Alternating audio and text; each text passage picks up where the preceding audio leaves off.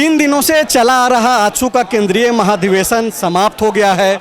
सुदेश महतो जी फिर से आजसू के केंद्रीय अध्यक्ष चुने गए हैं। सबसे पहले तो आपको बधाई, शुभकामनाएं। क्या धन्यवाद। कई सारे सवाल जो है महाधिवेशन में आए, खास करके आपने जो एक नारा दिया कि न्याय, दवाई और पढ़ाई, लेकिन इसके साथ साथ हिस्सेदारी की भी बात कही। आने वाले समय में इसका क्या असर देखने को मिलेगा? वह निश्चित रूप से जब कोई आह्वान, कोई नारा तैयार होता है तो नारे से लोग कनेक्ट होते हैं। वो अपने को देखते हैं कि क्या इस विषय के साथ हम सहज हैं। अगर अपने आप को सहज पाएंगे, विषय को अपने अनुकूल पाएंगे, तो निश्चित रूप से उससे जुड़ेंगे, इस नारे के साथ लोग कदम ताल करेंगे। तो 3 चीज़ें देखने को मिली। पहले दिन आप आंदोलनकारियों को याद किए, उनसे कई सारी बातें निकल करके आई। कल जो आपका पूरा फोकस रहा कि झारखंड आने वाले समय में उसका क्या आर्थिक मॉड्यूल होगा, और उसके लिए आपने कृषि को एक आधार बनाया है। तो क्या सोचे हैं, इसके पीछे का क्या रीज़न है? क्या आपको लग रहा है कि जिस स्तर से खनन हो रहा है वो तुरंत समाप्त हो जाएगा और इसको लेकर के कोई सोच नहीं रहा है? मैं निश्चित रूप से, देखो, पूरा देश प्रदेश में जब भी इस राज्य के बारे में चर्चा होती है तो लोग चर्चा करते हैं यहाँ के जो खान संपदा है उसको आंक कर, उसका आकलन करके यहाँ के लोगों के जीवन स्तर को देखते हैं और वो अनुमान लगाते हैं कि इतना संपदा रखने वाला प्रदेश, प्राकृतिक संपदा का खान इतना संपदा है जिस प्रदेश के पास, वहाँ के लोगों का जीवन स्तर और जो लिविंग स्टाइल इस तरह कैसे हो सकता है।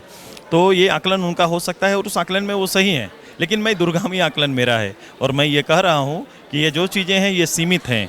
मेरे पास अगर कोयला है तो सीमित है, हमारे पास लोहा है तो आयरन है तो सीमित है, हमारे पास बॉक्साइड है तो वो भी सीमित है। हमारे जितने भी संपदा जिस पर लोग चर्चा कर रहे हैं वो एक सीमित मात्रा में है। निश्चित रूप से वो आज मेरे खाने के लिए ठीक है, लेकिन कल कैसे खाएगा, आने वाला जनरेशन क्या खाएगा, इसकी चिंता आज करनी पड़ेगी और कहीं ना कहीं उसका नए आधार तय करने पड़ेंगे। उसका आधार यही हो सकता है कि हमारा जो फर्टाइल लैंड है, हमारा जो ज़मीन है, इस ज़मीन को उस उर्वरा शक्ति से तैयार करना पड़ेगा, ज़मीन की आवश्यकता की पूर्ति करना पड़ेगा, किसानों को उस रूप से तैयार करना पड़ेगा, ताकि जब ये मात्रा घटेगा तो ये मात्रा के आधार पर राज्य को आगे बढ़ाया जा सकता है।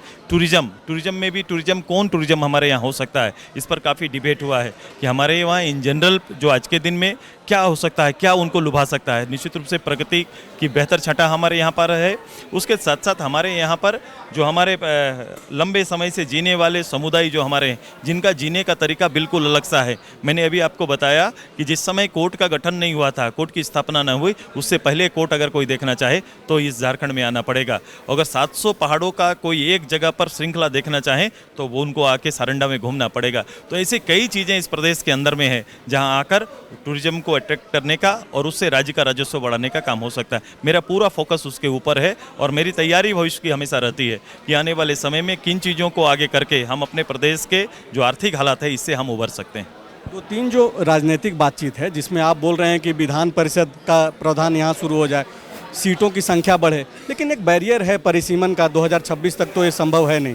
तो क्या इसको लेकर के आजसू पार्टी की तरफ से आप लोग पत्राचार भी करेंगे प्रधानमंत्री, राष्ट्रपति के? बिल्कुल, ये काम हम शुरू करना चाहते हैं, क्योंकि इस राज्य में जो स्थिति है, जो स्टैंडर्ड बना हुआ है, पॉलिटिकल स्टैंडर्ड बना है, इसको चेंज अगर हम करना चाहते हैं तो मुझे पक्का इस प्रदेश से बौद्धिक जगत में जो प्रतिनिधि हैं जो इस प्रदेश का करते हैं उनको मुझे ये पूरे विधायी का सिस्टम में लाना पड़ेगा और उसको लाने का उनको मैं चुनाव में छोड़ दूँ। ऐसा या तो वो भाग नहीं लेंगे या शायद गांव उनको समझ ना पाए, वोटर समझ ना पाए।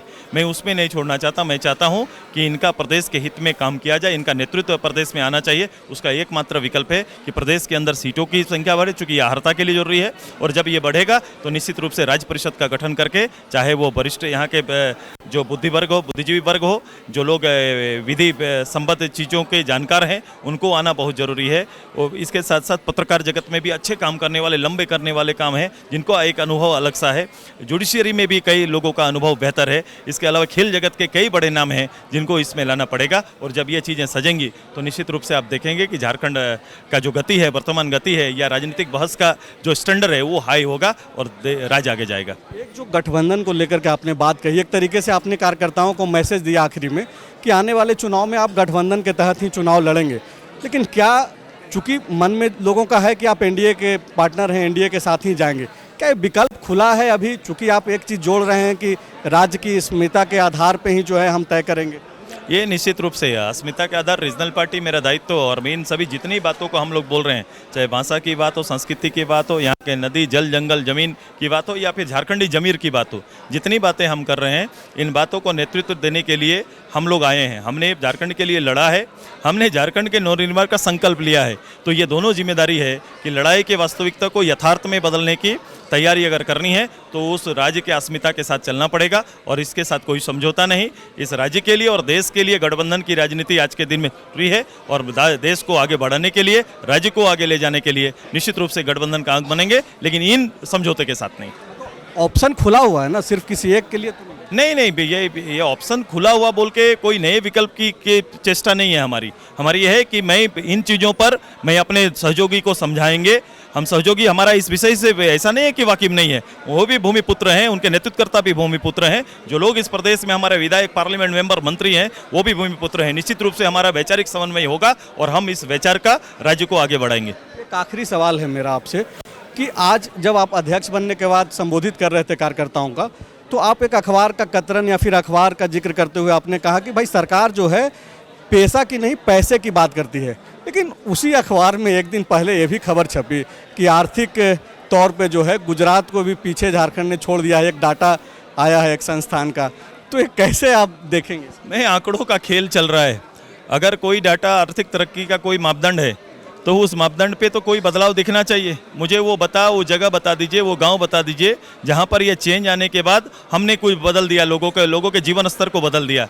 अगर कोई भी डाटा बदल रहा है तो जीवन स्तर भी बदलेगा। तो जीवन स्तर में कोई बदलाव नहीं आके केवल डाटा बदल रहा है तो ये खेल चलता है। आपने देखा होगा कि कुछ दिन पहले शौचालय को लेकर एक बड़ी योजना चल रही थी कि लोग ब्लॉक में, जिला में, डीसी कार्यालय में मीटिंग हो रही थी और लोग घोषणा कर रहे थे कि 100% हमारे यहाँ लोग शौचालय में करने लगे हैं, मैंने सब कंप्लीट कर दिया। आज जाके अद्यतन स्थिति को देख लीजिए, गांव वाले कितने शौचालय का इस्तेमाल कर पा रहे हैं, शौचालय की योजना कितनी सफल हुई, उसी तरह का चलता है। इनको आंकड़ा पेश करना होता है, तो सरकारी पदाधिकारी के साइन किए हुए आंकड़ों वास्तविकता होता नहीं है। असली देखना है तो मैंने हमेशा बोला कि गाँव, चौपाल और उसके वास्तविक स्वरूप को गाँव में जाके देखो। अगर इसमें कोई परिवर्तन आया मैं उनके डाटा को सलाम करूंगा।